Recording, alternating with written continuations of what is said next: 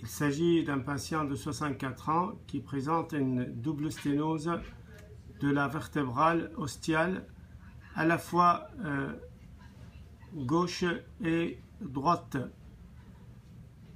On voit sur cette image en artériographie la sténose au niveau de la vertébrale gauche ostiale en sortant de la sous-clavière.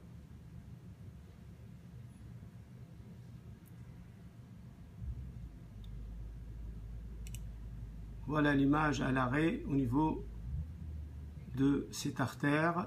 Par la suite, le patient va bénéficier d'un geste d'angioplastie avec la mise en place d'un stent qu'on voit ici, un stent court. Et on va voir le résultat par la suite, le résultat final. Voilà le résultat final avec la mise en place du stent. Et on voit la belle image de la vertébrale qui a pris un aspect normal.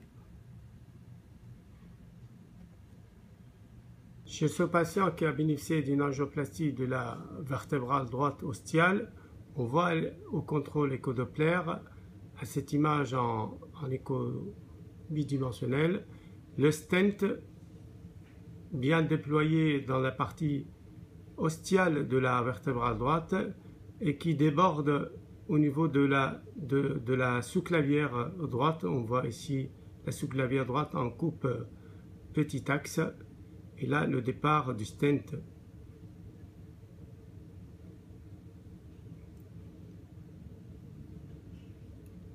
En Doppler couleur, ici c'est la sous-clavière en petit axe avec l'artère vertébrale qu'on voit par là et qu'on voit mieux, je trouve, en Doppler énergie.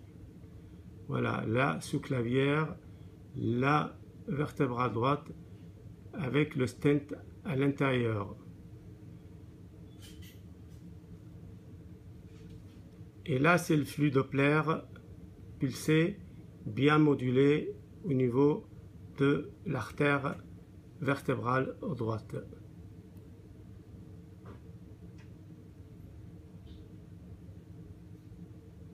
Le même patient de 64 ans qui a bénéficié d'une angioplastie de la vertébrale droite ostiale présente aussi une sténose de la vertébrale gauche ostiale qui paraît sur cette image artériographique un peu moins serrée.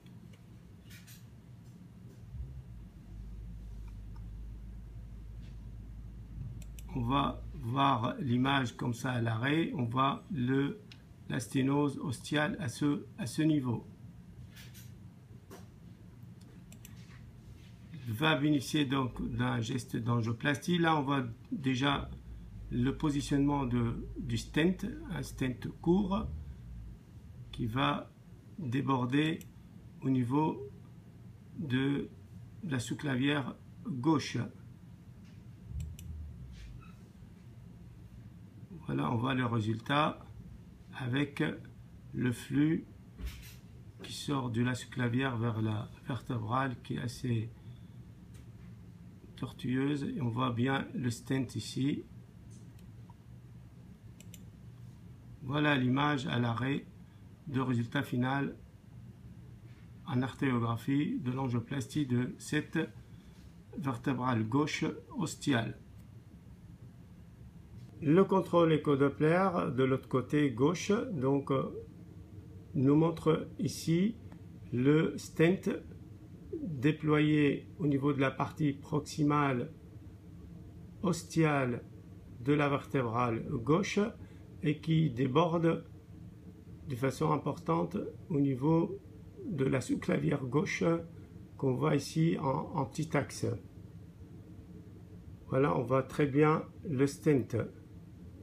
Et là, c'est le flux Doppler au niveau de la vertébrale gauche en aval du stent. Ce flux, il est antérograde et paraît bien modulé. Voilà donc le résultat final de cette double angioplastie vertébrale droite et gauche ostiale avec la mise en place d'un stent de deux côtés